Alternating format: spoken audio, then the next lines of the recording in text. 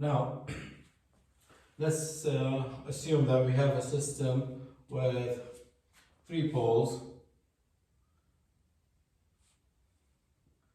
and no zeros. Now, if I draw the root locus starting from the rule number 1, the poles, rule number 2, the real axis segments, I will have root locus between these 2 poles, and then no root locus, and then root locus. It goes to infinity.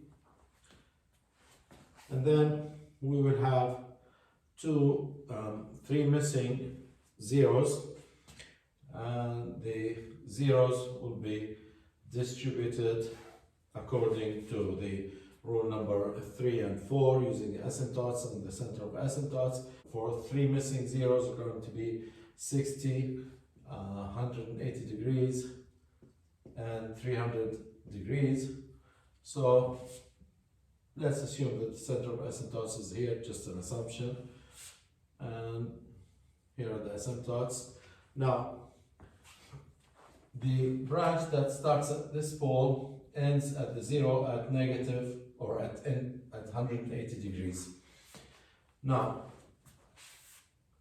here's the root locus that starts at a pole and ends at a pole. Is that correct? Now, rule number 1 says that the root locus starts at poles, ends at 0. So we cannot have a root locus that starts at a pole, ends at a pole. That means the root locus that starts at this pole, at pole number 1, is going to go towards the 0 at 60 degrees, at infinity. And the root locus that starts here will go towards the 0 at negative 60 degrees. So, at some point, this root locus will go to 60, and maybe this root locus will go to 60. Is this correct? Of course, this is wrong, because in complex plane, there's always this line of symmetry. The upper part is similar to the lower half of the complex plane. Every complex number has its conjugate, so the plot should be symmetric up and down. So that means if this root locus, this branch, breaks away and goes to infinity, at this point, this other branch will also break away symmetrically, the same way exactly, and go towards infinity like this. Now the question is, where is this point? Where's the location of this point?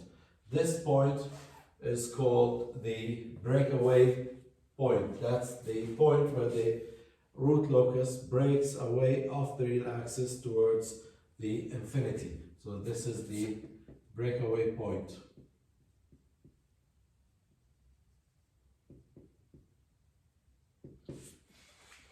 So, now, if we keep in mind that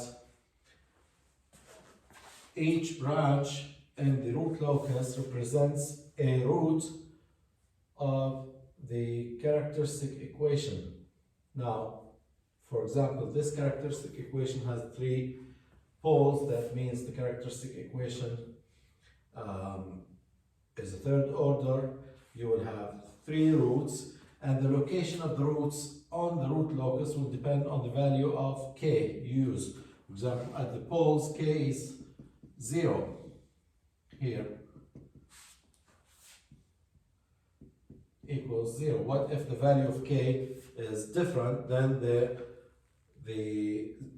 roots are going to be somewhere else but on the root locus. So if you choose a different value of k, you might have a root here and a 2nd and a 3rd symmetric on the other side. Okay. So each branch, I will have a root on each one of these 3 branches.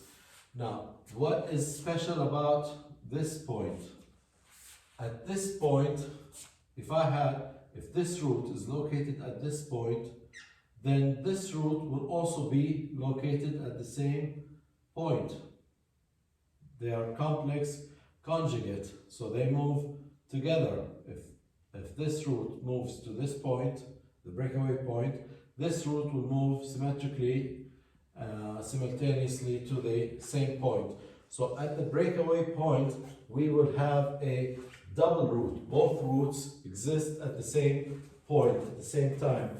So at the breakaway point,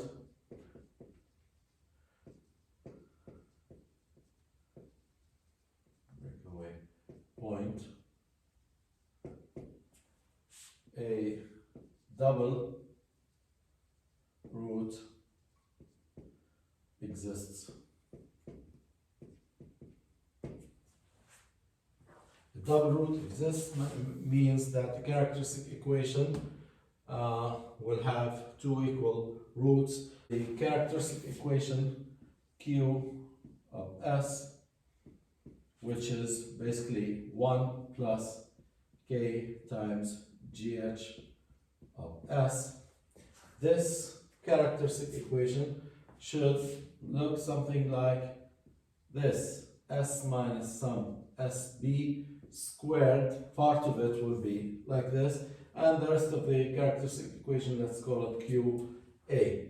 Now, this polynomial, this characteristic equation, has a root at SB twice because this is squared, and the rest of the roots are here in the QA. So if I have this characteristic equation, I have a double root. Now, I need to find this location of the root, the SB, the breakaway point. So SB is the breakaway point.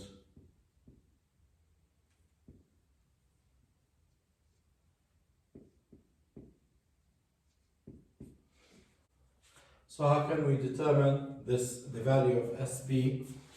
I actually do not know what SB is, and I do not know what value of K the characteristic equation has at this point. So I'm going to need two equations to be able to solve for SB and the value of K at SB. So let me differentiate the characteristic equation. Q of S prime is equal to, differentiate this, it's 2S minus SB times QA, and then plus S minus SB squared and the derivative of QA, which is, I'm going to take S minus SB common. I will end up with 2QA here plus S minus SB times QA prime, which means that Q prime also has a root at S equal SB. Because if you set this equals 0, one of the roots that you will get is SB. So QS has a double root at SB, Q prime has a root at SB. So if I use these two equations, solve them together, I can find SB and K at this breakaway point. So let me do that first. Q is, as we said, it's 1 plus K GH of S, and let the open loop transmittance GH of S as a numerator N of S and denominator D of S. So let's substitute that here. Q equals 1 plus K N divided by D, and that's equal to 0. Or I can multiply by D plus Kn equals 0. Now Q prime, okay, differentiate Q and have D prime plus K constant N prime equals 0. So now I have 2 equations and 2 unknowns, S, B, and K. These are my unknowns. So now, if I eliminate K, let me use equation number 1, and K from equation number 1 equals negative D divided by N. And let me substitute this value of K here in Q prime. So D prime plus D, or negative D divided by N, which is K, times N prime equals 0. And let me multiply by N.